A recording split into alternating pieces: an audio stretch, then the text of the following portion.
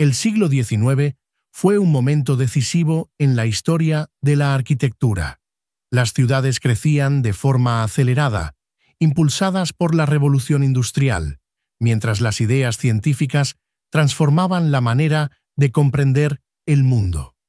En este contexto, surgió una corriente filosófica que buscaba explicar todo a través de hechos, observación y método. El positivismo, impulsado por el francés Auguste Comte. Aunque nació como una teoría filosófica, su impacto fue tan grande que llegó a las ciencias sociales, la pedagogía, el urbanismo y, por supuesto, la arquitectura. En este video exploraremos cómo el positivismo influyó profundamente en la teoría arquitectónica del siglo XIX, transformando la forma de construir, de planear y de entender la relación entre el edificio, la tecnología y la sociedad. El positivismo sostiene que el conocimiento válido debe basarse únicamente en hechos verificables y en métodos científicos.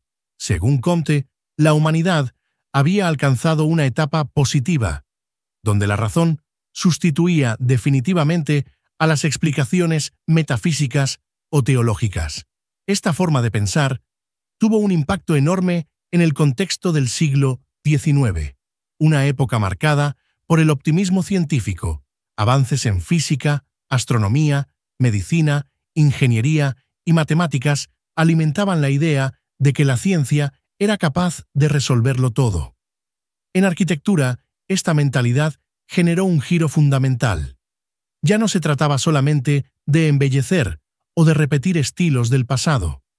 Ahora se pretendía hacer arquitectura basada en leyes, análisis y función, tratando el diseño como un proceso racional que debía justificarse mediante observación y evidencia. Durante muchos siglos, la arquitectura estuvo profundamente ligada a lo artístico y a lo simbólico. Los estilos dominantes, gótico, barroco, neoclásico, estaban cargados de significados culturales y estéticos. Sin embargo, el positivismo trajo consigo un cambio de enfoque. La arquitectura debía convertirse en una disciplina científica, capaz de analizar problemas y proponer soluciones eficientes. Se introdujeron métodos basados en estudio del comportamiento estructural, análisis funcional, medición precisa, observación del uso real del espacio y un interés creciente por la higiene, la ventilación, la circulación y la durabilidad. En este nuevo paradigma, el arquitecto se transformó en una especie de ingeniero social, preocupado tanto por la técnica como por las necesidades colectivas. El positivismo no surgió solo. Coincidió con la revolución industrial, que ofreció materiales y tecnologías completamente nuevos. El hierro, el acero y el vidrio comenzaron a cambiar la arquitectura para siempre. La construcción tradicional basada en piedra y madera fue reemplazada por procesos más industrializados, capaces de cubrir mayores luces, soportar más carga y permitir edificios más altos y livianos. Este avance tecnológico reforzó el pensamiento positivista. Si la ciencia podía generar materiales más resistentes, entonces la arquitectura debía aprovecharlos. Así nacieron estructuras que jamás hubieran sido posibles en siglos anteriores. Mercados cubiertos con enormes bóvedas de hierro, estaciones ferroviarias con naves gigantes, fábricas altamente funcionales, puentes metálicos y edificios que privilegiaban la eficiencia sobre la ornamentación. La lógica industrial introdujo también la prefabricación, los sistemas modulares y la idea de estandarizar componentes arquitectónicos.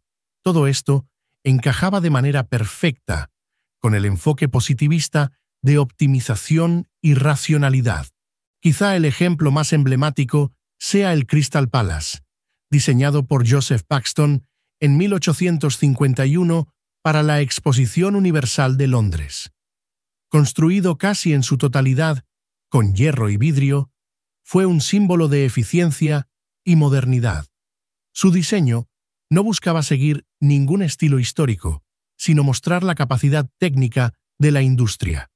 Piezas moduladas, montaje rápido, estructura ligera, transparencia total, repetición matemática del mismo módulo. Era arquitectura completamente basada en función y tecnología, no en decoración. Otro ejemplo clave fueron las estaciones de tren. Estas nuevas tipologías exigían cubrir grandes distancias, permitir la entrada de locomotoras, ventilar humo y mover miles de personas diariamente. Edificios como St. Pancras, King's Cross o la Gare du Nord adoptaron naves metálicas con grandes arcos de hierro, demostrando que la ingeniería se estaba convirtiendo en un motor del diseño arquitectónico. Finalmente, también destacan los mercados cubiertos, como el Mercado de Les Halles en París, donde la estructura metálica permitió amplios espacios interiores sin columnas intermedias, ideales para actividades comerciales y logísticas. El positivismo no solo cambió la forma de construir, sino también la manera de escribir y pensar la arquitectura. Los teóricos comenzaron a clasificar edificios, estudiar proporciones funcionales, analizar circulaciones y justificar metodologías basadas en evidencia. Las escuelas de arquitectura incorporaron asignaturas de ingeniería, física, anatomía del espacio y estudios higienistas. Se buscaba que el alumno comprendiera científicamente la estructura y el comportamiento del edificio. Esto generó principios que luego influirían en la arquitectura moderna, como la forma sigue a la función, honestidad estructural, rechazo a la ornamentación excesiva, diseño basado en necesidades reales, importancia de la tecnología en el proyecto.